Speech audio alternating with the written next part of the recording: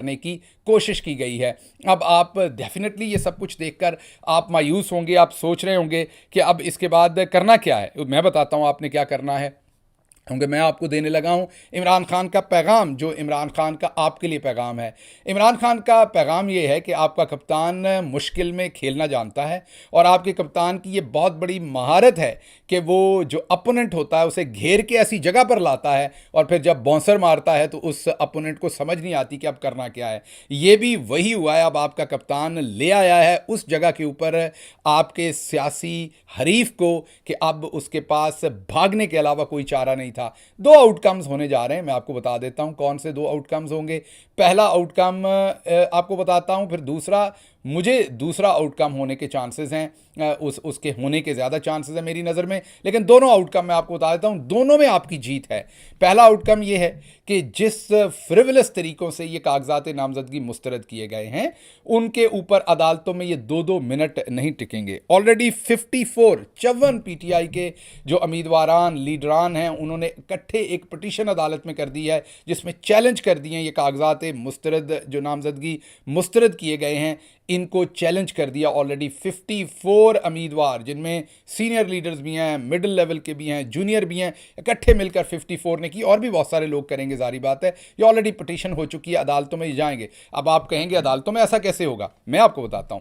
अदालतों में बिल्कुल वैसे ही होगा जैसे 12 पहले फैसले इलेक्शन कमीशन के अदालतों ने उड़ा दिए। अदालतों में वैसे ही होगा जैसे इंट्रा पार्टी का इलेक्शन 2 दफ़ा कलअदम करार दिया गया, बल्ले का निशान छीना गया, जब वो अदालत गया वो उड़ा दिया गया। अदालतों में ये वैसे ही उड़ेगा जिस तरीके से जिस वक्त अरशद शरीफ शहीद मेरे ऊपर और ARY के ऊपर जाली झूठा मुकदमा जो गद्दारी और बगावत का बनाया था, जब वो सुप्रीम कोर्ट में गया तो वो उड़ा दिया गया पकड़ के। अदालतों में वैसे ही होगा जब इमरान खान का तोशाखाना का केस अदालत में गया, उड़ा दिया गया। अदालतों में वैसे ही होगा जब साइफर का केस अदालतों में बार बार गया, तो हर मौके पर वो हर जगह पर अदालतों में उड़ा दिया गया। तो अदालतों में ये 5 मिनट ये चीज़ें नहीं ठहर सकेंगी। क्यों? क्योंकि ज़्यादातर लोगों के कागजात नामजदगी मुस्तरद किए गए हैं इस बिना पर कि जी उनके ऊपर मुकदमे थे जो उन्होंने बताए नहीं, कंसील किए, छुपाए हैं कि उनके ऊपर ये केसेस हैं।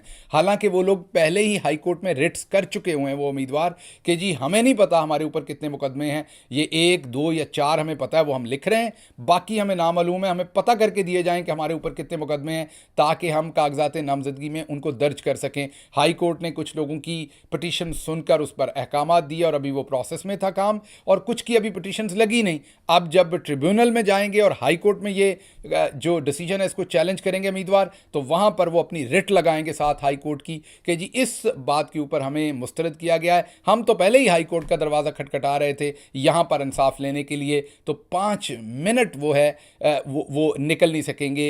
ये मुकदमा या ये कागजात नामजदगी मुस्तरद करने का फैसला जो है वो 5 मिनट अदालत में ठहर नहीं सकेगा। तो अदालतें कभी भी, देखिए एक जहन में रखिएगा, पहले भी अदालतों ने अपने मुंह के ऊपर पार्शल कालक तो मली होगी पाकिस्तान के इंसाफ के निज़ाम पे, इक्का दुक्का जजेस ने, बट मेजॉरिटी जजेस ने इस जुर्म के अंदर शामिल होने से इनकार किया है। उन्होंने चौधरी निज़ामुद्दीन हो या पॉलिटिकल पार्टीज़ हों, उनके जो भी इस टाइम अज़ाइम हैं, उनका आलाकार बनने से अदालतों ने मुकम्मल तौर पर उसके आगे सबमिशन नहीं की और इनकार किया है। और ज़्यादातर अदालतों ने ज़्यादातर फैसले जो हैं वो इसके खिलाफ दिए हैं।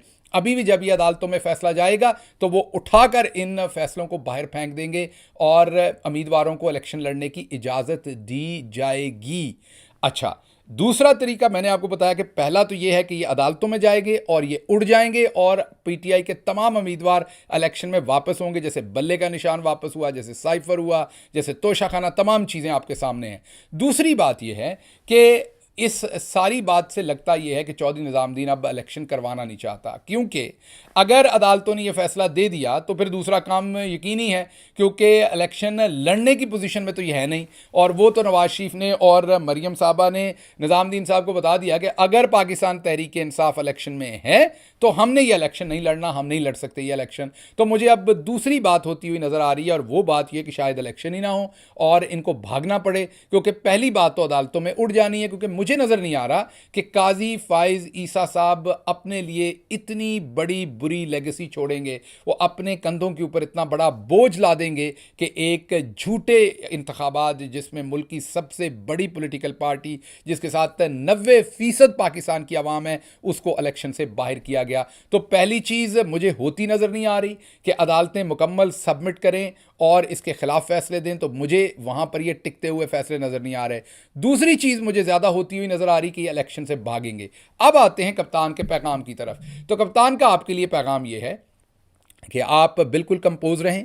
ये तमाम काम इसलिए किया जा रहा है कि आपको इश्तिहाल दिया जाए, फिर कोई 9 मई की तरीके का कोई जो है वो जाली ऑपरेशन बनाया जाए। आप लोग इश्तिहाल में आके किसी किस्म का रिएक्शन करें, वहाँ पर लोगों को भेजकर, जाली लोगों को जैसे 9 मई में भेजा गया, वहाँ पर अफरा तफरी फैलाई जाए, फिर आपके ज़ुम्मे कुछ लगाया जाए झूठे तरीके से और फिर उसके ऊपर कार्रवाइयाँ की जाएँ और जुल्म सितम का बाजार गर्म किया जाए।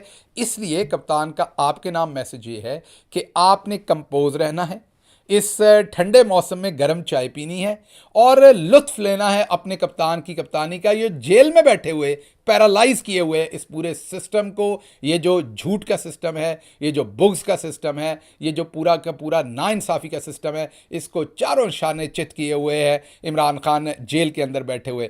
आपकी जिम्मेदारी क्या है? इमरान खान ने तो आपको पैगाम दे दिया कि आपने घबराना नहीं है। आप कप्तान को देखें, कप्तान की स्ट्रेटजी को देखें और जिन प्लेयर्स को वो उतार रहा है आने वाले दिनों के अंदर अदालतों के अंदर आप उनकी कामयाबियों को देखेंगे आने वाले दिनों में। लेकिन आपने क्या करना है? अब आपकी जिम्मेदारी और भी बढ़ गई है।